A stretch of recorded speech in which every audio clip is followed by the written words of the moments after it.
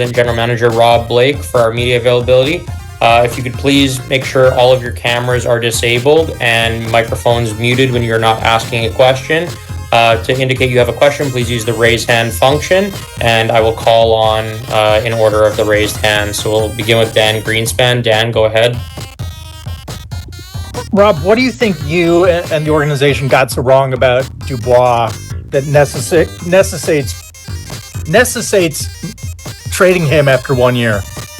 Well, I don't think I did a good enough job integrating him in the right roles on the team here this year. I think it wasn't a great fit in that aspect for us, and we'll take responsibility for that.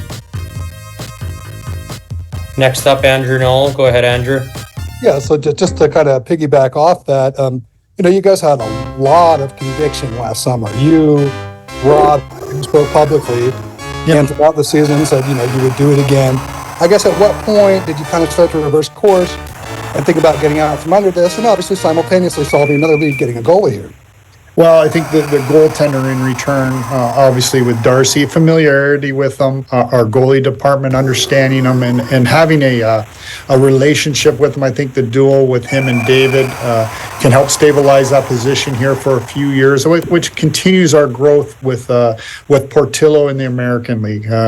We saw some good things out of him this year, but we also project 2-3 years down the road, and so I think that helps solve an issue here for us. Thanks for that. But I do want to come back to the first part of the question as well. A lot of conviction. I mean, this was not, we're excited to get this guy. These were big superlatives. Yep. At what point did that kind of turn the other direction? And at what point did you kind of think about moving on from Deal? Well, the last few weeks here, since the season's over, like I said, it wasn't a great fit for us team-wise. And, I think the attention... probably from the combine in Buffalo, where teams start to talk and you start to have dialogue, kind of took place from there. Next up, Eric Stevens. Go ahead, Eric. Yeah, hey, Rob. Thanks for coming on. What is it about Darcy and his countenance that gives you confidence that he's a solution for you? In goal, in terms of making the playoffs and in terms of even advancing? I know you had him in your first season. What is it about your knowledge of him and his countenance that give you confidence? Well, I think familiarity with the character, but I think the tandem with David, David played well for us last year. We've had to go to different goalies here the last couple of years throughout the season for different circumstances, but we have comfort in those two getting us to where we want to get to. How much do you feel Darcy has left in his tank?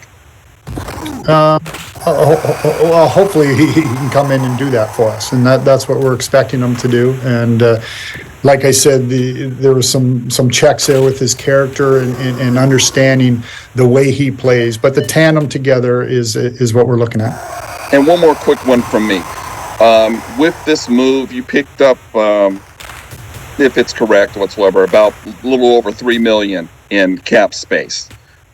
That flexibility that you have, how will that help you in terms of, say, addressing moves like re-signing some of your own free agents, or addressing the roster, perhaps upgrading in other areas? Yeah, and that's what we'll look at here for the next couple weeks. Obviously, a different scenario, flexibility-wise, space-wise, and we'll have to address those going forward here. Next up, Joe Reedy. Go ahead. Rob, when did discussions with Washington start during the combine, or did they start earlier? Mostly combine time, but that's normal, I think, for most teams when contact starts taking place, and you understand some summer plans as teams are still playing. And was there any thought of releasing Pierre-Luc to kind of get cap? I know there was.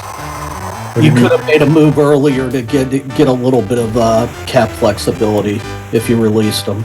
What do you mean release? Not trade him, release him after his first year. I thought there was a way to get some cap flexibility that way.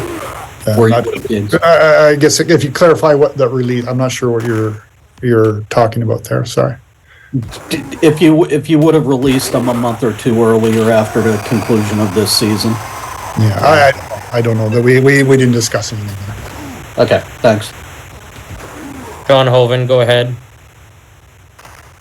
Rob, how important was it in any sort of a deal to shore up your goaltending to be able to hold on to pick number 21, considering you don't have a second and third right now? Yes, no, important. I think in the position where you try to get a little stability in that position, and like I said, the tandem of the two with Darcy and David going forward. Yes. You can't always plan when you'll need a gun. Rational gun owners carry not because it's a weapon. Rob, when you made the trade a year ago, you obviously had PL penciled in as one of your long-term centers. What does this do in terms of sort of the future organizational depth at center, and does this change things for Quentin at all in terms of maybe moving him more towards the middle? Yeah, part of this process here since the season ended, I think, was the ability to see Quentin take these strides this year. For the most part, we would like to get him back to center ice. So you got Kopitar, you got Dionne, and you got Byfield. And I think he took strides this year that allowed us or enabled us to see him taking on those responsibilities of his own line in the middle. Take two more here. Simone Olivier Larange, go ahead. Hey, Rob, I know you were asked before, but did you consider buying the East Countries out in the last days? No. It was never an option? No. Okay, if it wasn't for his no trade clause to kick on July 1st, would you have considered giving him one more year to show what he can do in LA, or was it just the timing to do this move today? The timing to do the move today. Couple more. Andrew Knoll, go ahead. Yeah, thanks for addressing what this does with Q. I also wanted to ask you how this impacts a couple other centermen who are up for contracts, Blake Lizotte and Alex Turcotte. In particular with Turcotte, do you guys see him as a winger or center for the upcoming season? And yeah, just kind of what that does to their situations now that you've got a roster spot open, essentially. Well, yeah, talking with the staff regarding Quentin going to the middle. Alex has played both wing and center for us, and both up here. Like I said, I think at the year-end press conference or after, we expect Akil and Alex and Brant Clark to push for spots in this lineup. They're at that stage of their career where those guys will be in our lineup. The positional-wise, I can't give you any clear definition there. I understand. And as far as Darcy, obviously he's had kind of an up and down period these last couple of years. Obviously wins the cup in 22 last year. He ends up kind of falling behind the depth chart behind Lindgren. Where do you think his game is at right now in your own assessments, looking at it on film and that sort of thing? And is that kind of how this deal came together, where Washington kind of had a spare piece, you guys had a spare piece, and it was a fit in that sense? Yeah, once we started talking about specific destinations there, a lot goes into our goalie department, headed up by Bill Ranford and Mike Buckley here, and they go over, their review of the goalies. Listen, they're the experts. They understand the goalies, and like I said, when the comfort with the amount of games with David Rittich and different things, that's how that part came together. Take two more. Helene and Eric Stevens, go ahead, Helene. Hi, Rob. You said earlier that you do think the team did a good enough job of integrating here Luke into the right roles, but how much of this bad fit was on Pierre himself? I put it on us. Like I said, we got to work better as a group within this organization to make that fit. Thank you. Last one, Eric Stevens. Go ahead, Eric. Rob, probably moot now, but Cam did well for you. Had you decided to move on there, or was there any consideration in bringing him back? I haven't had those discussions with him yet, but again, he did play very well for us, and gave us a very reliable goaltending there throughout the season. Okay, thank you. Thanks. Thank you for those who have joined today's media availability, and thank you, Rob, for your time. This concludes today's media availability.